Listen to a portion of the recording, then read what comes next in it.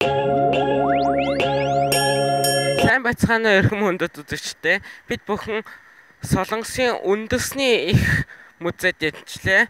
За Солонгосын үндэсний их музей бол Ичон гэдэг нэртэй газар идэг. Ичон. Тэгээд гаднаа бол парктай, энэ цэцэрлэгт хүрээлэнтэй, мод цэцэгс голтой. За тэгээд одоо бүгдээрээ Ичон доторх үзүүрүүдийг үзүүлнэ.